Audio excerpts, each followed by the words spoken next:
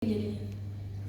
Di policy brief itu judulnya menarik perhatian dan memasukkan kata kunci yang relevan. Jadi dari awal masalah itu sudah ditarik di judul, ya. Makanya jangan terlalu luas. Jadi pembahasannya jangan terlalu luas, ya. Sehingga kita bisa langsung atau mencari frase yang nempel di pikiran, ya. Jadi langsung memahami dalamnya apa, to the point. Jadi langsung to the point aja. Dan yang menarik adalah kebanyakan yang digunakan itu menggunakan kata tanya, ya. Walaupun itu nggak jadi ini ya, nggak jadi rule of thumb, tetapi kebanyakan kalau saya melihat judul-judul yang menarik itu yang bertanya sesuatu gitu ya, yang ada kata tanya. Jadi kalau kita lihat, ini boleh dilihatin judulnya. Jadi kita pindah ke yang pertama misalnya nih. Oke. Kalau dilihat dari judul pertama ya, dari sini, tepatkah penerapan pajak digital? Dan dari sini kan kita sudah bisa baca ya, yang mau diomongin ini apa kira-kira? Apa kira-kira mas yang mau diomongin? Pajak digital gitu ya, udah dikasih tahu kata kuncinya dari awal, nggak mungkin ngomongin yang lain gitu misalnya. Tapi di sini juga ngeliat tepatkah gitu ya, jadi ada kebijakan tertentu mungkin, nah terus dipertanyakan nih sebenarnya udah tepat atau belum sih ada pajak digital ini. Saya ngambilnya tahun 2022 ya, sebenarnya baru-baru juga ada, tapi di antara semuanya menurut saya ini yang kaedah-kaedahnya muncul gitu di sini. Nah, jadi judul-judul mungkin kalau dilihat kita masih bisa buka yang lain, nggak? Coba buka yang bagian nomor 3 di DPR gitu. Ya, nah kajian policy brief boleh nggak dilihat? Kalau kita lihat di sini nih banyak banget. Di sini ada judul-judulnya. Nah lihat, ya, mencermati kebijakan utang Indonesia, urgensi perubahan struktur ekspor, optimalisasi kebijakan pembangunan kelautan menuju Indonesia Emas tahun 2045, perkembangan implementasi program tol laut. Nah, jadi sebenarnya teman-teman tuh bisa melihat ya, yang mana yang lebih menarik dilihat dari judulnya ya, walaupun topiknya macam-macam, dengan judul yang plain-plain aja atau tadi dengan modelnya lebih persuasif gitu. Nah, jadi coba dibuat, kalau dipilih nanti judul-judul mana yang kira-kira menarik untuk dibaca, udah kelihatan tepat sasaran dan sangat spesifik ya, dipakai. Perkembangan transisi energi dalam mendukung ketenaga listrikan di Indonesia. Nah ini agak membayangkan pun saya sulit kalau di sini ya. Kayak gimana sih sebenarnya yang mau dibahas itu seperti apa, pokoknya grande gitu ya, luas sekali. Oke, next. Jadi ini silakan ya, kalau nanti mau ada yang menyanggah, bertanya, mengkonfirmasi ya silakan. Terus nextnya adalah setelah dari judul kita lihat, nah ini bagian pendahuluan. Oh, sebelumnya itu harusnya ada executive summary ya, tapi kayaknya saya yang bagian ini masih agak skip deh. Jadi pendahuluan dia mengulas problem statement. Menarik, mungkin sebelum ini saya ke executive. Di sini ada examnya nggak, executive summary guys? Ini masih slide lama kayaknya. Gak ada ya, setelah ini oh belum, gak ada. Oke, mungkin kita ke executive summary. Jadi kita bisa melihat di indef tadi, coba dilihat di indefnya ya. Nah, yang kedua, poin kedua adalah executive summary ya. Jadi di bagian indef tadi kelihatan, jadi dia sudah mengemas. Pertama, di dalam executive summary itu dia bisa merangkum masalahnya itu apa ya, dideskripsikan, termasuk rekomendasinya juga udah dikasih di executive summary. Nah, coba lihat ke bawah. Jadi di sini nih, pertama kata pengantarnya dulu ya, Indonesia merupakan negara ya. Tapi di sini akhirnya dia besarnya potensi ekonomi digital membuat pemerintah mengeluarkan peraturan pemungutan pajak atas kegiatan ekonomi digital. Tahap pertama sudah dikasih tahu ya, hasilnya apa? Namun mulai masuk ke dalam masalah. Masih terdapat permasalahan yang terjadi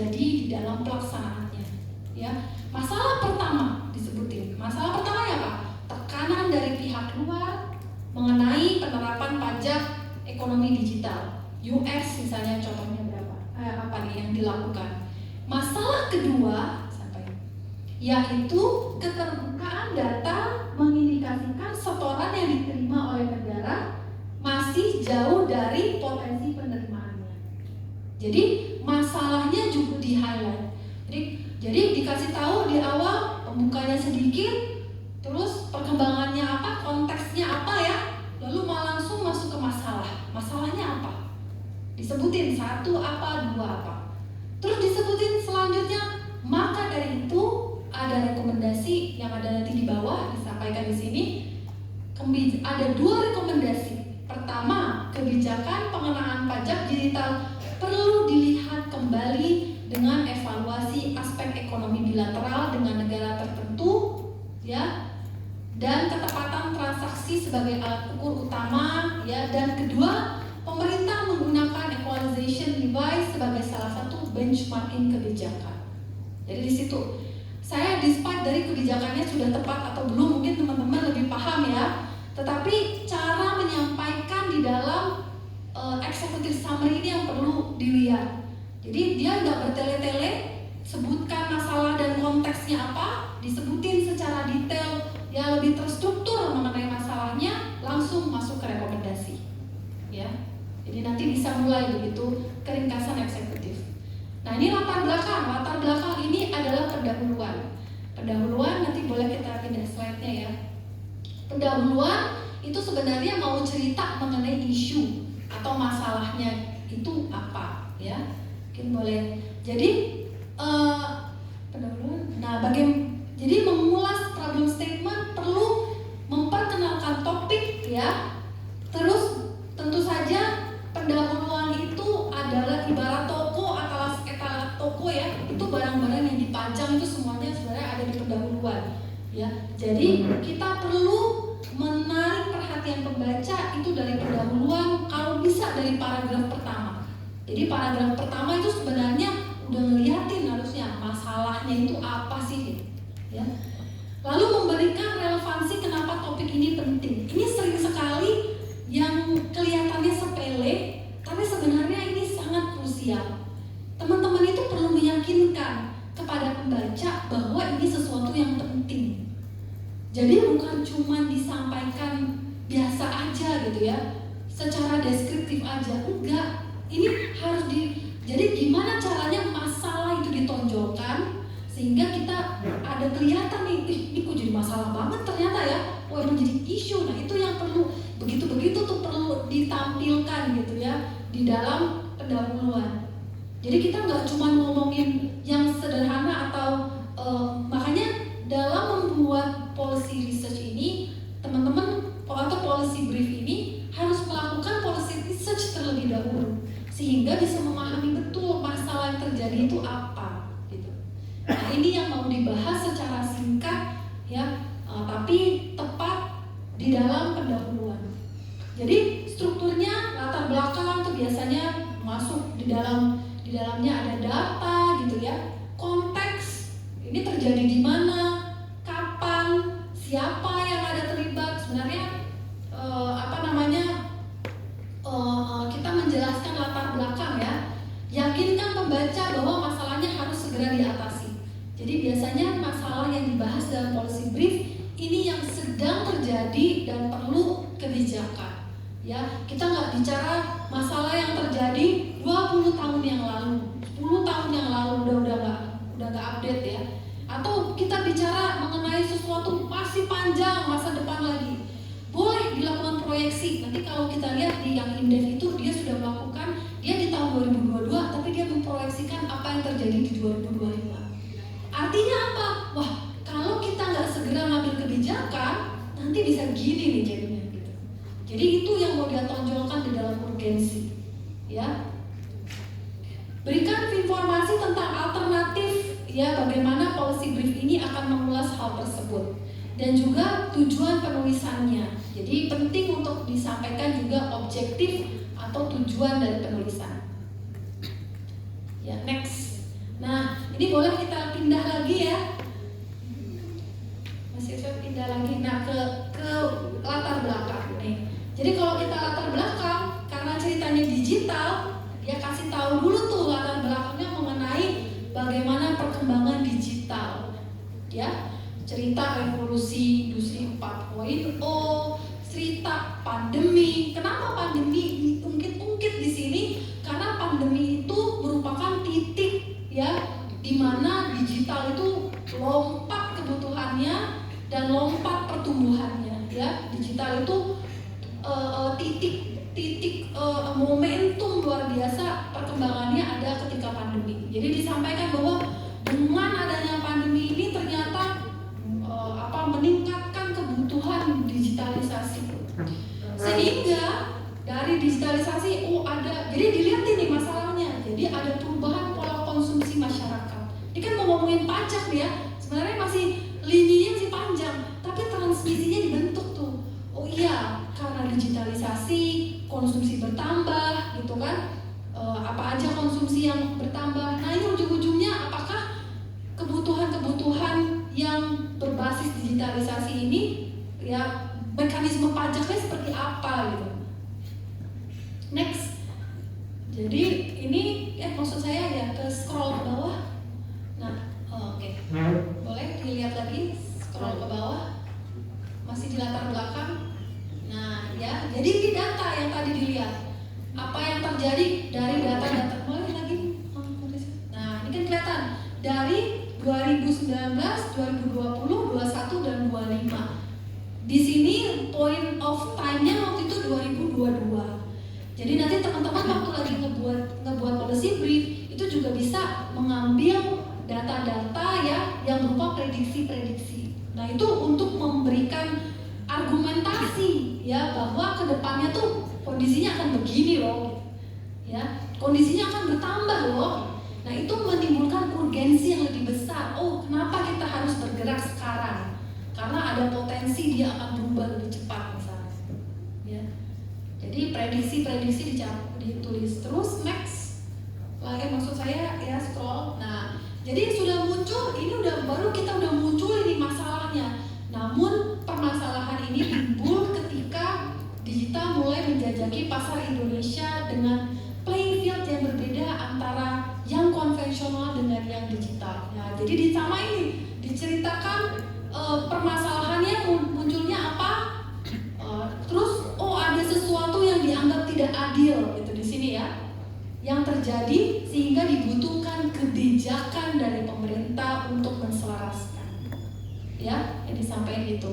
Nah, di dalamnya juga muncul undang-undang. Nanti di dalam deskripsi itu disebutin juga ada undang-undangnya. Jadi yang namanya kebijakan, rujukannya juga kebijakan juga. Baik itu kalau di sini dari undang-undang, nanti di bawahnya juga ada PMK, ya tentang apa yang ada ya, kondisi yang ada itu seperti apa, kebijakan yang sedang ada itu seperti apa. Oke, next, maksudnya scroll lagi gitu ya, jadi ini bisa dilihat. Nah, oke, ini kira-kira ya, sehingga disampaikan maka dari itu untuk menerapkan pajak ekonomi digital membutuhkan konsensus global single tax international system. Nah, ini kan lagi mau jadi masalah ya. Tadi kita bilang terkait pajak produk ekonomi digital yang menguntungkan untuk pemerintah, masyarakat maupun para pengusaha baik sektor digital maupun konvensional. Jadi kita kelihatan nih, dari situ sebenarnya yang dibutuhkan atau tujuannya adalah untuk menerapkan pajak ekonomi digital yang merupakan konsensus internasional. Ya, boleh balik lagi ke slide-nya. Nah, selanjutnya, jadi ini belum masuk masalah ya, ini masih latar belakang nih, mau menggiring kita ke kebutuhan. Ya, nah ini baru masuk ke deskripsi masalahnya. Jadi deskripsi masalah itu adalah yang pertama, macam-macam juga caranya. Ada yang memilih narasi, ada yang memilih poin-poin dengan penjelasan, paragraf-paragraf pendek. Jadi kadang-kadang kan masalah nggak cuma satu ya yang muncul. Satu begini, kasih penjelasan sedikit. Dua apa? Tiga apa misalnya. Ya, jadi buat paragraf pendek dan membatasi suatu isu.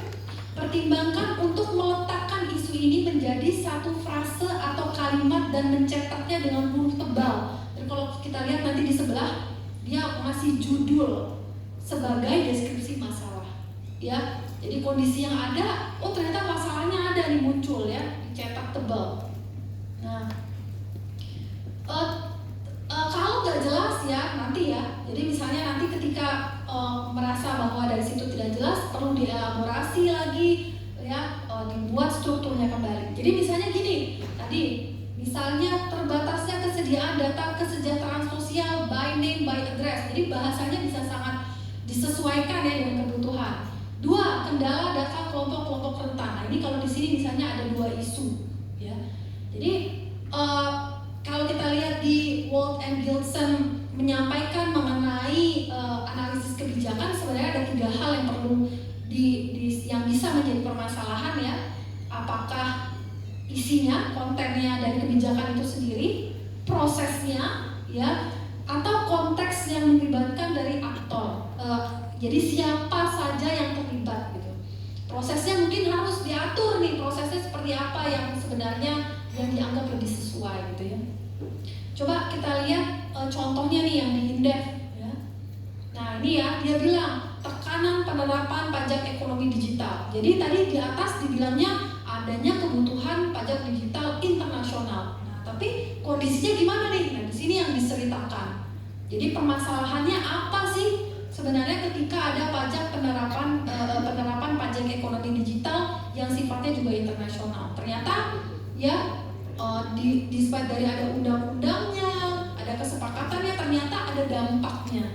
Ya, jadi kalau kita lihat ke bawah, lihat di bawah lagi. Nah, Amerika Serikat nih melalui USTR melakukan investigasi di mana ada 3 kekhawatiran terkait kebijakan pajak produk ekonomi digital. Di antaranya, nah dia, jadi disebutkan ini sebenarnya permasalahan utamanya dari si pajak digital. Jadi kalau kita lihat pendahuluan ceritanya latar belakang, ya kondisi, konteks di Indonesia, perkembangan, begitu masuk ke deskripsi masalah, baru spesifik ke masalahnya apa di sini, ya. Dan di dalam kalau kita lihat di deskripsi masalah ini, seperti yang saya sampaikan juga, perlu mengadres kebijakan-kebijakan yang sedang berlaku di Indonesia. Undang-undang kah bentuknya, PMK kah, ya, atau nanti ada surat edaran keputusan atau pedoman gitu ya. Jadi dilihat peraturan-peraturan yang berlaku.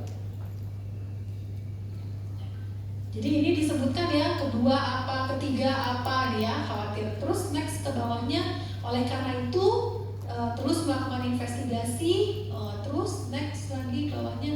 Nah, dan disampaikan juga tadi tekanan pihak luar, ya, direktorat untuk diragukan. Kalau kita bacanya ya, selain tekanan dari pihak luar, itu dari satu isu, kemampuan pemerintah Indonesia dalam hal ini Direktorat Jenderal Pajak, ini tadi karena DJP ya, makanya langsung DJP, untuk diragukan untuk dapat menarik setoran pajak digital dengan tepat, ya. Saat ini pemerintah sudah menunjuk 94 perusahaan digital asing dan lain sebagainya. Lantas apakah angka tersebut merupakan angka yang valid, ya, yang dipungut oleh perusahaan dari konsumen dan disetorkan negara? Apakah pemerintah mampu melihat data transaksi real, gitu ya? Jika tidak, maka akan hanya terjadi euforia semu dari keberhasilan pemerintah menerapkan pajak digital di Indonesia. Yang maklum ya, ini kan sudut pandangnya Indef ya. Jadi dia mengkritisi kebijakan yang ada mungkin, sehingga bertanya bahwa oke, kalau itu diterapkan, ini sebenarnya apakah sudah tepat begitu ya? Bisa nggak ini mengukur dengan tepat? Itu yang ditanyakan. Oke.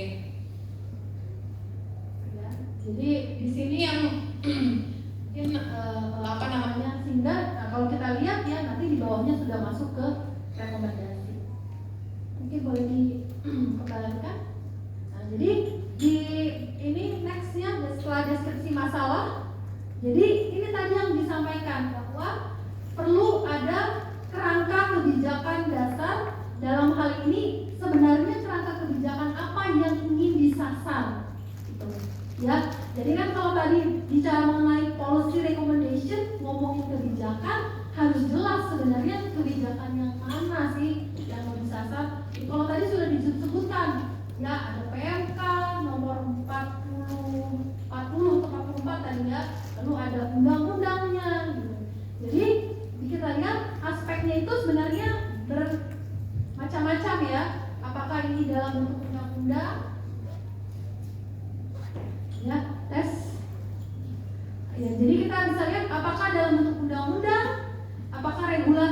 tadi ya PP, misalnya Perpres, apakah bentuknya dalam handbook, sertifikat, misalnya pedoman pelaksanaan gitu ya, itu yang mau dikritisi kebijakan itu tuh. Jadi halnya lebih ke arah proses yang mungkin dikritisi. Atau regulatory dokumen yang lain, ya misalnya surat edaran, ya yang bentuknya adalah regulatory dokumen yang ada gitu, ya yang ingin dicermati. Jadi jangan lupa teman-teman juga menyebutkan kebijakan apa yang berlaku, yang dilihat tadi si hierarkinya ya. Jadi bisa kebijakan yang disasar itu bisa mulai dari yang dari undang-undang yang tertinggi ya sampai ke kebijakan turunan yang lain. Oke, next. Nah ini terakhir ini cerita mengenai rekomendasi. Nah ini rekomendasi. Jadi kalau kita lihat rekomendasi itu yang pertama adalah revisi atau inovasi apa yang disarankan. Jadi mungkin kita punya beberapa pilihan rekomendasi. Nah itu yang disampaikan. Jadi apa aja pilihannya. Terus yang paling bagus ketika dia juga bisa menyampaikan efek. Jadi kalau saya baca yang indeks tadi, dia cuma nyampein aja udah rekomendasinya 1, 2 selesai. Ya, nanti kita coba lihat yang lain lebih panjang-panjang biasanya kalau nulis rekomendasi. Karena poin utamanya ada di rekomendasi. Jadi selain rekomendasinya apa, kita juga nyampein nih rekomendasi ini memiliki dampak. Ya, efeknya apa? Kalau bisa ada bukti, kalau bisa ada contoh akan jauh lebih baik. Atau kalau bisa ada data yang mendukung itu juga lebih bagus. Ya. Keuntungan dan kerugian, nah ini juga kalau sampai kita mau membahas, apalagi tadi ya, kalau yang eksploratif itu sifatnya ada rekomendasi, ada kebijakan yang kita ingin bahas. Dari kebijakan tersebut itu dampaknya apa? Mungkin ada positifnya, ada sisi negatifnya juga misalnya ya. Itu yang kita sampai. Jadi potensinya gimana, manfaatnya apa, apakah ada biaya yang ditimbulkan, apakah ada efek negatif atau efek samping gitu ya. Itu yang juga dibahas di dalam rekomendasi. Dan kalau dimungkinkan memang dia meng-highlight secara jelas stakeholders mana yang disasar ya. Jadi kepada instansi pemerintah yang mana kebijakan ini diberikan, sebenarnya rekomendasi kebijakan yang diberikan. Jadi semakin spesifik sebenarnya semakin baik. Ya. Misalnya Bappenas dan bagaimana ininya ya, rekomendasinya adalah ditunjuk nih Bappenas dan BPS mendorong keterlibatan organisasi masyarakat sipil dalam pemutakhiran reksosek ya. Jadi ini sudah menunjuk instansinya misalnya. Ini adalah contoh rekomendasi. Coba kita boleh lihat Mas Irsyad modelnya yang dipakai oleh. Nah ini kalau di sini dia cukup sederhana, cuma 1 paragraf aja yang menyampaikan 2 hal tadi ya. Aspek pertama, kebijakan perlu dikaji kembali. Aspek kedua adalah pemerintah harusnya melakukan kajian dan jika memungkinkan melakukan benchmarking. Jadi panjang lebar tadi isi rekomendasinya adalah 1 kajian, 2 adalah benchmarking gitu. Mungkin kalau teman-teman yang ada di instansi ya di pemerintahan mungkin bisa lebih udah actionnya apa ya, sudah bisa lebih begitu ya, bukan melakukan kajian gitu. Nah di sini contohnya dan ada tambah daftar pustaka. Coba kita lihat dari rekomendasi yang lain ya. Boleh dilihat di LPM. Kalau di LPM kayak gimana, kita lihat coba rekomendasinya. Kalau ini kayaknya dia seperti eksploratif lah kalau di LPM ini. Kebijakan versi. Jadi dia agak banyak ya kalau cerita ini. Oh ini kesimpulan bahkan di Mas Oke. Jadi kalau di sini memang bentuknya adalah lebih banyak ke eksploratif, makanya terakhirnya adalah kesimpulan bukan rekomendasi. Kalau kita coba lihat Mas Irsyad yang ada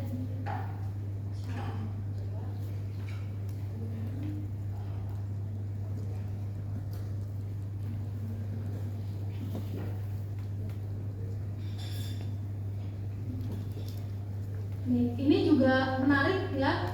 Modelnya adalah ya food review of policy aspect, dikasih, oke boleh lihat di atas sedikit. Jadi modelnya adalah bahkan ke atas sedikit. Nah bahkan masuk ke executive summary-nya dia buatnya poin-poin. Jadi makanya bisa menyesuaikan sebenarnya. Kalau teman-teman lebih nyaman dengan bentuk narasi silakan, tapi kalau memilih ini dia udah kasihnya poin-poin yang ingin disampaikan. Tapi yang penting ada di sini adalah permasalahan dan juga rekomendasinya apa, ya. Terus boleh next ke bawah. Ini background and challenge, terus ke bawah lagi, ya. Terus, nah langsung masuk ke rekomendasi. Tapi rekomendasinya cukup panjang.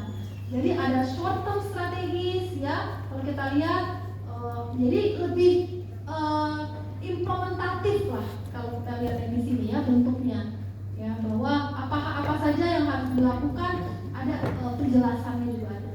Terus coba ke bawah lagi bisa. Nah,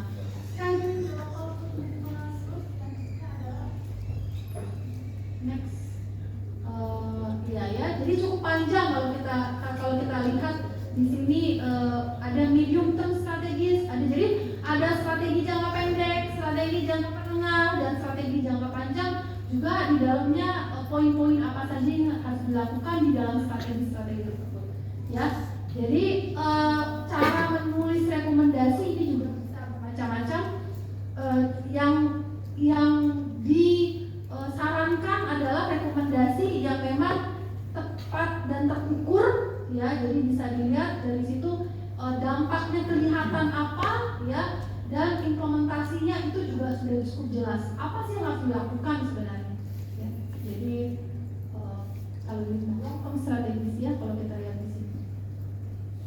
Oke. Kalau lihat satu lagi ya mungkin ya yang bisa dijadikan contoh juga yang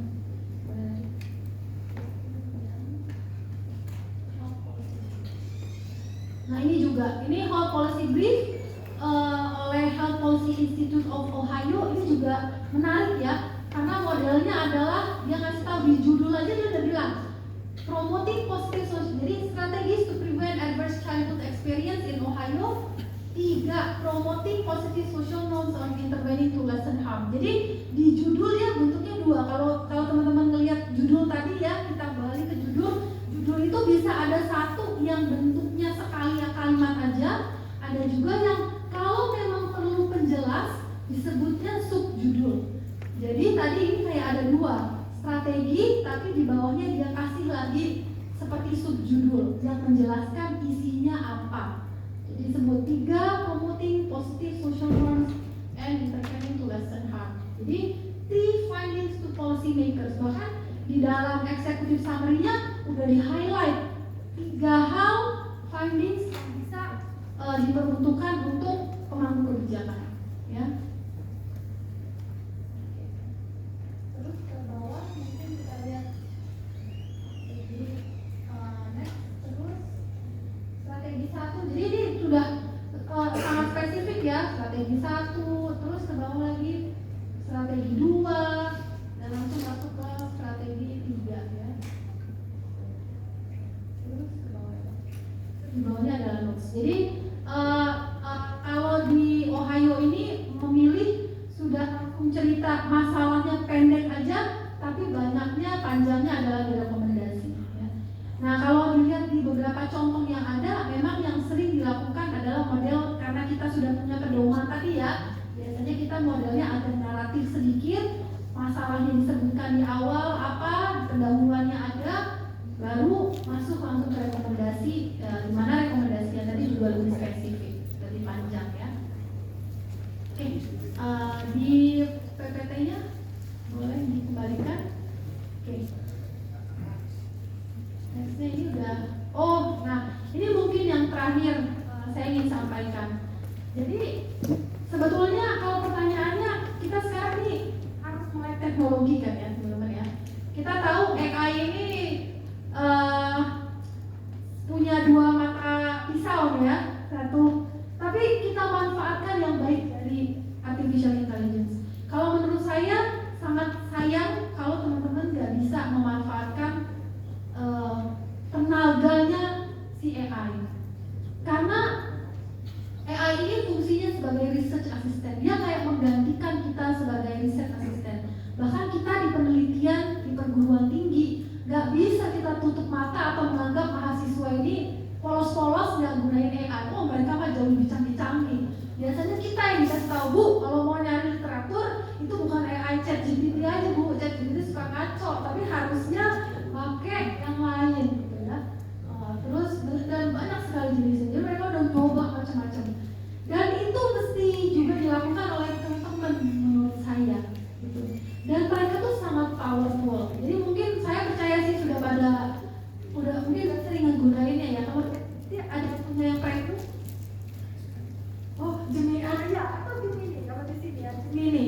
Jadi di sini kita pakai Gemini punya fitur deep research. Dan ini sangat powerful untuk membantu untuk membuat polisi research karena dia bisa dari sisi resources, dia bisa memberikan resources yang lebih valid dibandingkan resourcesnya dari yang lain-lain ya. Jadi jangan misalnya kayak gini, kalau kita mau pakai Gemini, tolong lakukan studi mendalam, ambilnya di research ya mengenai apa, lalu tulis juga best practice-nya. Dia akan membuat studi literatur yang cukup komprehensif. Jadi bedanya hasil dari AI dengan hasil dari kita adalah AI itu sama seperti teman-teman kalau punya ingat kuliah dulu atau ini dulu ya, ada riset asisten yang kerjanya diminta nyari literatur, diminta buat summary literatur ya, itu yang dilakukan oleh AI. Jadi kita bisa bilang tuh, coba dicari, coba dilakukan, dan kita juga jadikan dia teman diskusi. Begitu kita udah buat, kita bisa tanya, menurut kamu apa yang kurang? Dia akan jawab, oh yang kurang di sini, kurang dalam, kurang tajam, kurang jelas, dia akan kasih tahu. Bahkan kita bisa minta rekomendasi, harusnya seperti apa, harusnya apa yang ditambahkan. Jadi bukan berarti kita tidak bisa manfaatkan, tapi sangat memungkinkan. Misalnya ya, jadi dia misalnya kita pakai deep research, dia akan menyusun rencana studi yang dilakukan. Kita bisa edit rencananya kalau menurut kita nggak sesuai, kita bisa tambahkan sumbernya kalau kita mau ya. Nah gitu, lalu kita bisa start atau mulai penelitian. Coba nextnya, kalau kita lihat, nah hasilnya adalah dia udah akan kelihatan. Dia akan melihatin website apa saja yang relevan yang bisa kita ambil ya di sini, dan runutan dari apa yang mau disampaikan itu dia bisa punya rekomendasi, sehingga kita bisa menjadikan itu sebagai base, melengkapi dan membuat dengan tata bahasa yang kita bisa disesuaikan ya dengan tata bahasa sendiri. Jadi fungsikan dia memang sebagai asisten riset untuk mencari sumber data, sumber informasi, dan juga partner dalam hal ini untuk koreksi gitu ya. Jadi deep research ini bisa dijadikan awal dalam melakukan studi literatur. Ya, setiap informasi memiliki sumber, jadi kita bisa cek kembali sumbernya itu seperti apa. Sumber yang dikumpulkan cukup banyak sehingga bisa sangat menghemat waktu. Sekarang ini sudah banyak AI yang spesifik, kita mau lihat hubungan A sama B, dia bisa mencarikan baik itu dari literatur review dalam jurnal maupun literatur dari website ya atau data. Nah jadi ini saya pikir akan sangat produktif ya, bisa membantu teman-teman untuk bisa menulis policy research yang lebih komprehensif ya, baik itu dari sisi literaturnya maupun dari sisi best practice yang ada di daerah-daerah lain. Kayaknya ini adalah slide terakhir saya ya. Coba, oh ini contohnya ya. Ini nanti kalau kita klik tadi mulai penelitian, maka dia akan membuatkan ini ya narasi yang nanti membantu kita sekali ya untuk menyusun policy brief. Ya. Oke. Saya pikir sesuai dengan waktu yang diberikan sampai pukul 3, tapi kita masih punya waktu 10 menit. Ini saya aja yang kontak apa gimana Bang? Kalau mau ada pertanyaan silakan. Atau kalau enggak kita istirahat lebih cepat ya. Silakan teman-teman sekalian, kalau mudah-mudahan ini bermanfaat ya sebagai latar belakang awal. Kayaknya kan nanti di akhir sesi akan ada pembuatan ya. Jadi pembuatan policy research, mudah-mudahan ini bisa dijadikan rujukan sebagai pembuatan policy research tugas yang akan diberikan di teman-teman nantinya. Silakan saya buka kesempatan ya.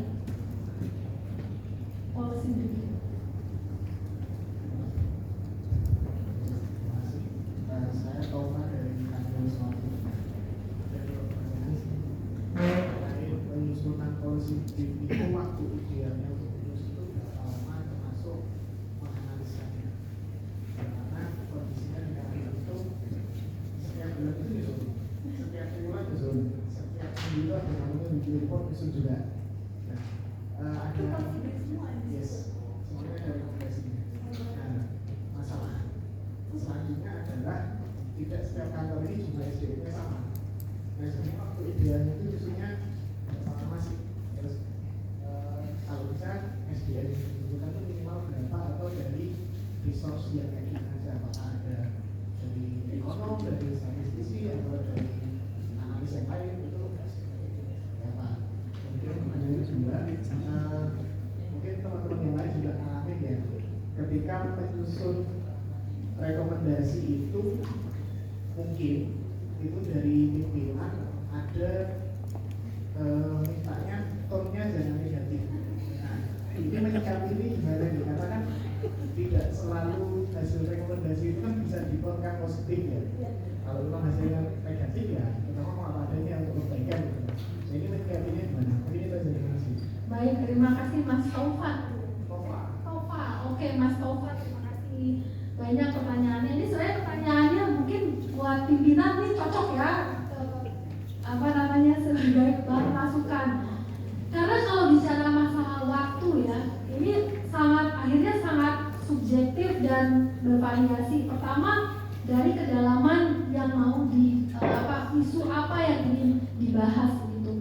Kalau yang kita bahas ini isunya sekelas rekomendasi undang-undang gitu misalnya, itu kan perlu penelitian, perlu kajian yang sangat komprehensif untuk bisa memberikan rekomendasi atau satu yang sangat valid seperti itu ya. Tapi kalau yang kita berikan adalah misalnya sebenarnya gini, kalau kita punya bahan, kan tadi sudah dilakukan ini ya, teman-teman ternyata sudah buat ini secara rutin gitu jadinya, sehingga sebenarnya pemetaan masalah itu lebih kelihatan. Jadi kita bisa petakan tuh sambil jalan, oh ini kira-kira masalahnya apa saja, dan dari situ itu bisa dibangun satu-satu ya. Kalau sudah dilakukan penelitian atau policy research itu lebih bagus lagi sebetulnya. Jadi dalam melakukan studi biasanya di lapangan kita akan menemukan tuh beberapa permasalahan yang ada. Jadi saran saya sebetulnya dicicil gitu. Memang akhirnya ya susah ya. Langsung ketawa pokoknya. Terus semuanya juga nih, gimana. Jadi artinya issues itu yang dicicil, issuesnya ya. Jadi misalnya apa yang mau kita bahas sembari dilakukan riset yang lebih mendalam, itu bisa diinventarisir. Nah, saya nggak bisa menyebutkan sih berapa lama pastinya, karena tergantung konten yang tersedia itu sudah seberapa banyak. Kalau sudah ada riset sebelumnya, itu sangat cepat bisa kita lakukan sebenarnya, karena kan bentuknya hampir seperti summary. Tapi kalau mulai dari awal, yang memang jadinya panjang, karena seperti yang saya sampaikan tadi di paper kita ini semua terjawab di slide pertama tadi ya. Karena yang diinginkan policy brief meskipun singkat, tapi bukan juga sesuatu yang shallow gitu. Itu bukan dibentuk dari ide yang timbul ketika kita makan atau bangun tidur atau kita melihat sesuatu, nggak kayak gitu kan. Itu tetap membutuhkan evidence base, tetap membutuhkan data, tetap membutuhkan analisis, dan waktunya harusnya nggak sebentar gitu. Jadi memang yang paling ideal adalah ketika misalnya dari satu grand size tertentu itu bisa dibagi-bagi dari awal, kayak udah ada planning gitu ya dari di awal. Saya idealnya begitu ya, di awal tuh ketika buat itu udah ada planning. Oh nanti saya coba ngambil ini dari A, dari B, dari C, dari D. Apalagi kalau ini policy brief itu datang dari penelitinya. Kadang-kadang kan policy brief ini bisa munculnya dari atas ya. Kalau buatkan mengenai A, buatkan mengenai B. Nah itu mungkin yang akhirnya jadi kayak sistem kebut 3 hari gitu jadinya ya. Semalam ya. Jadi akhirnya karena jadinya kayak gitu. Jadi semakin ada bahannya sebenarnya semakin cepat. Dan menurut saya kalau memang tadi isunya sudah ada, itu bisa dilakukan dengan sangat cepat ya. Dalam waktu 2-3 hari saya pikir udah bisa jadi. Lebih cepat dari itu ya. Bagus. Sampai apapun itu bermanfaat ya. Kadang-kadang kalau kita lihat yang dilakukan AI itu deskriptif yang dia sampaikan. Yang bisa menarasikan, membuat ini menjadi persuasif itu udah masing-masing. Karena tone-nya akan berbeda tuh bahasa kita dengan bahasa AI. Bahkan kita bisa baca sebenarnya. Jadi kita bisa minta bantuannya, itu akan mempercepat proses ya. Tapi ide besarnya itu tetap harus dari manusianya gitu. Nah menurut saya itu yang sulit kadang-kadang untuk bisa membahasakan itu dan menyampaikan ya. Jadi kita nggak sekedar buat PR selesai nggak hanya begitu, tapi yang kita inginkan buatnya yang memang meaningful. Mudah-mudahan menjawab sedikit ya. Dan ini walaupun nggak bisa ditentukan berapa lama gitu, itu sulit gitu ya. Nah balik lagi masalah rekomendasi, yang idealnya pasti yang kita sampaikan di awal tadi, policy rekomendasi itu dihasilkan memang dari policy dari riset yang ada, bukan dari kebijakan yang sudah ada terus baru dibentuk di belakang. Idealnya memang seperti itu gitu. Dan cuman gini, saya sih berharap teman-teman juga meskipun berusaha untuk memenuhi ekspektasi, tapi juga bisa cukup kritis ya untuk bisa menyampaikan. Mungkin kita nggak bilang salah atau kita nggak bilang nggak tepat atau harus tone-nya dibalik, mungkin nggak seperti itu, tapi menawarkan beberapa alternatif pilihan untuk rekomendasi yang lebih mendekati gitu misalnya. Jadi atau dari beberapa pilihan rekomendasi kita bisa masukkan satu yang memang sesuai dengan hasil atau sesuai dengan tone yang kita inginkan. Itu bisa jadi pilihan. Jadi persuasif communication balik lagi ke sana itu jadi hal yang penting. Saya tidak bisa mendina ada kepentingan di belakang sana gitu ya. Dan itu fenomena yang sangat lumrah terjadi.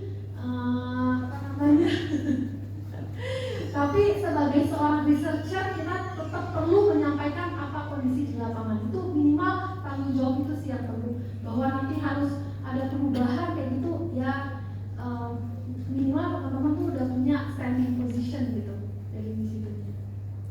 Itu ya, mudah-mudahan ya meskipun sulit dijawab gitu, tapi kira-kira begitu ya yang ideal menurut saya ya minimal. Ada lagi mungkin dari Bapak Ibu atau teman-teman yang lain? Oh iya, silakan.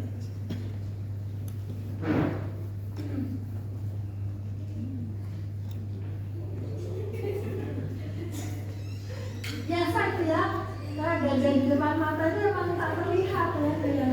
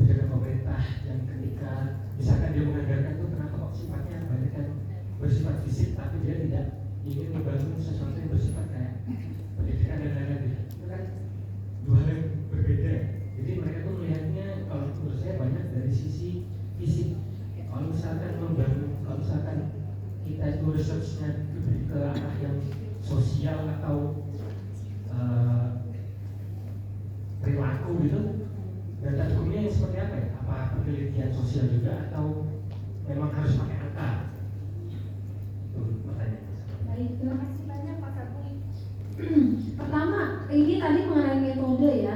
Jadi yang dimaksud dengan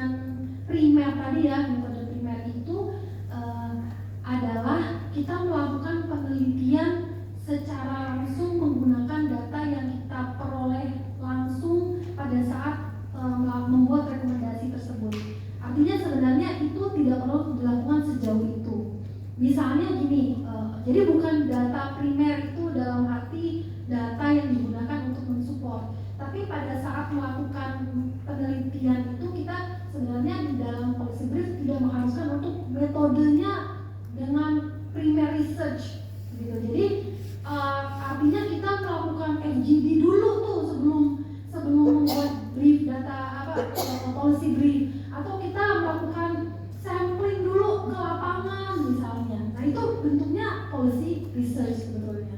Kalau yang ekstensif datanya seperti itu. Tapi kalau policy brief itu cukup menggunakan, misalnya tadi kita sudah punya bank data, ya walaupun itu diambil dari survei atau data primer, tidak apa-apa. Jadi boleh itu tetap kita tampilkan, dipersilakan. Tapi tidak perlu melakukan sampai pengambilan data atau data collection untuk membuat suatu policy brief. Nah, tapi itu dilakukan di policy research itu misalnya. Karena kenapa? Maksudnya supaya policy brief ini isinya nggak terlalu teknis sebenarnya. Kalau kita ngambil data yang sifatnya deskriptif saja sebenarnya bisa saja ya. Tapi kan data yang cukup banyak ini sangat memungkinkan untuk dianalisis lebih jauh mungkin dengan tools tertentu. Nah itu tempatnya di policy research. Jadi maksud tadi dari primer itu bukan datanya primer, tapi primary research lah kira-kira gitu ya. Kita melakukan sendiri data collection, data analytics itu dilakukan sendiri secara komprehensif gitu misalnya. Itu bisa dilakukan untuk policy research dan tidak perlu dilakukan untuk policy brief. Makanya saran saya tadi kalau ada policy research yang sudah ada itu bisa dimanfaatkan sebagai sebagai sumber untuk membuat policy brief misalnya. Ya, banyak yang tadi ya.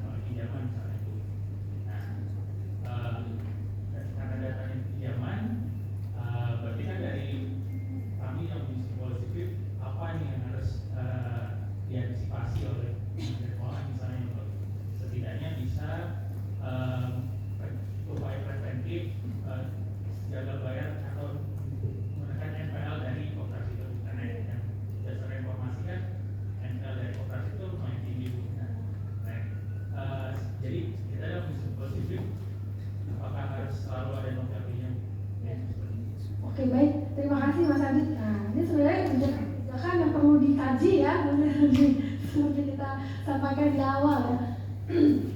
Oke, jadi ini dua hal memang tadi antara policy research juga dengan policy brief.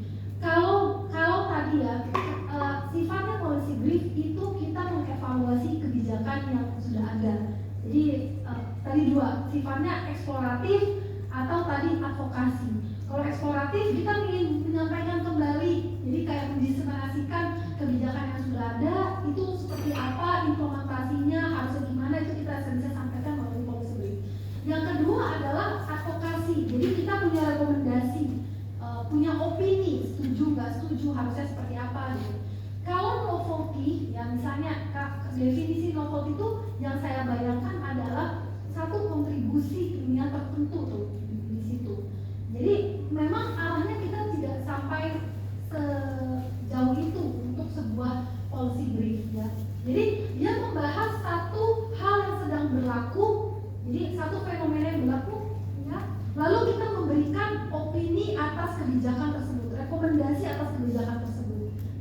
Jadi bahas mengenai kebijakannya apa, tapi menurut kita nih kebijakan ini punya permasalahan ini kayak tadi. Misalnya masalah tadi mengenai koperasi merah putih misalnya. Wah ini pertama dari sisi modal, itu sudah menjadi isu. Nomor 2 dari sisi resiko kredit misalnya itu jadi isu. Itu yang kita sampaikan sehingga dalam nanti rekomendasi kita mau jadi seperti apa? Oh, modalnya berarti jangan dari modal top down dong, karena sesuai prinsip koperasi itu modalnya dari anggota misalnya. Terus kita mau tanyain lagi, oh ini fungsi BUMDes sama fungsi koperasi ini gimana nih, bisa sinergi apa? Jadi ada beberapa kebijakan yang kita bisa lihat, lalu kita coba sandingkan dan kita misalnya evaluasi gitu ya. Jadi bentuk policy brief itu kayak jadi evaluasi kebijakan, jadinya bisa berubah seperti itu. Kebijakan yang ada kita lihat punya potensi masalah yang timbul. Nah, terus gimana nih rekomendasi kita? Jadi apakah dia satu novelty khusus? Novelty itu bayangan saya tuh konflik gimana ya? Kalau di kita tuh novelty itu kayak gap of research gitu, ada sesuatu yang belum dilakukan, ini harus dilakukan. Bayangan saya tuh novelty itu nggak sampai ke, bukan ke arah sana tujuannya. Policy brief itu tujuannya adalah evaluasi kebijakan, terus menurut kita rekomendasi yang baik itu seperti apa. Berarti bisa saya simpulkan, rekomendasi kita itu based on best practice yang sudah ada, misalnya. Jadi tadi kalau untuk menekan NPL kan tadi setidaknya dalam pinjaman KDP ini pencairannya dalam besar itu melalui escrow account misalnya. Ya. Berarti kan escrow account itu kan sudah praktek yang lumrah ya, betul kan? Berarti rekomendasi kita nggak perlu bikin regulasi yang baru dari nol. Gitu. Ya, saya sepakat. Jadi menurut saya rekomendasi itu bukan suatu sesuatu yang belum pernah dilakukan gitu ya, definisi novelty ya. Jadi brand new idea, nggak harus seperti itu. Rekomendasi itu bisa berupa sehari-hari. Makanya kayak tadi rekomendasinya Inden buat kebijakan itu kan rekomendasi yang sangat common, umum, tapi mungkin itu belum dilakukan. Siapa tahu, kita kan juga nggak tahu ya. Mungkin memang belum dilakukan, mungkin belum dilakukan benchmarking yang tadi di satu tempat yang memang relevan gitu dilakukan. Jadi dia nggak harus, bukan sesuatu yang baru sama sekali belum ada, kayak operasi merah putih itu sendiri gitu ya, operasi. Jadi kita bisa merekomendasikan hal-hal yang sifatnya lebih simpel, tapi memang bisa kok mengatasi masalah yang kita address gitu. Ya, kira-kira seperti itu ya.